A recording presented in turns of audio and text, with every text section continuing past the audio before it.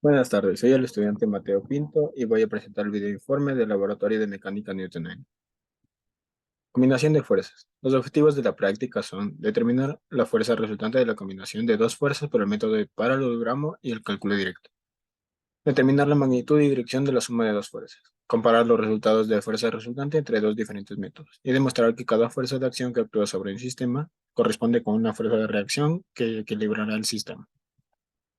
Metodología de la práctica. Los materiales que utilizamos fueron 6 varillas de soporte de 30 centímetros, 2 varillas de soporte de 10 centímetros, 2 bases de soporte, 2 dobles nuez, un dinamómetro de 1 Newton y uno de 2 Newton, 2 soportes para dinamómetro, un portapesas de 10 gramos, 3 masas plateadas de 50 gramos, 4 masas plateadas de 10 gramos, una cinta métrica y un hilo.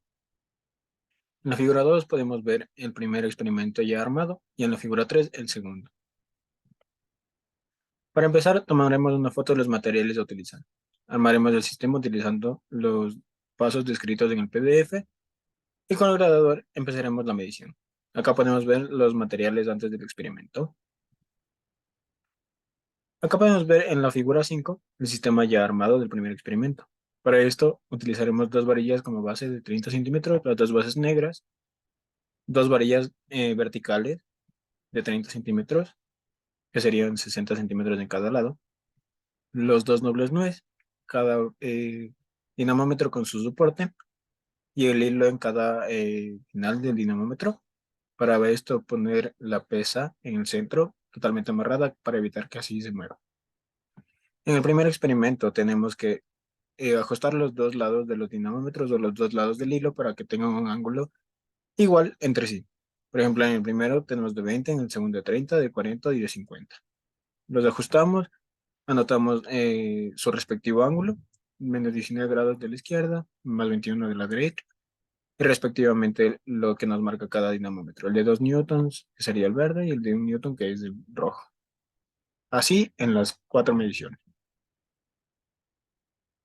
En la segunda parte, como podemos ver en la tabla, un dinamómetro lo tenemos que mantener estable y el otro dinamómetro lo tenemos que mover hasta poder llegar a estos grados que nos indican.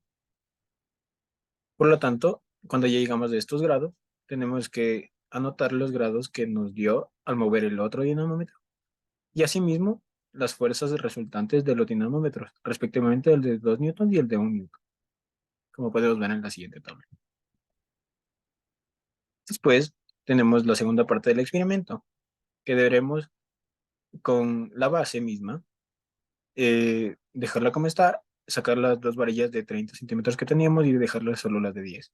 Para de esta manera poder tener los dinamómetros de manera horizontal y entrelazados entre sí, por así decirlo. En esta medición tenemos que tener una base fija y la otra se irá moviendo 2 centímetros por cada medición. Deberemos de notar en cada medición las fuerzas de cada dinamómetro que marque, respectivamente la de 2 newtons y la de 1 Newton, como podemos ver en la siguiente tabla. Por último, responderemos las preguntas. La primera pregunta de la primera parte del experimento deberemos responderla graficando en los ejes de X y Y graficando las respectivas fuerzas, 0,6 y 0,4 newtons respectivamente, con sus ángulos de 60 y 70 grados.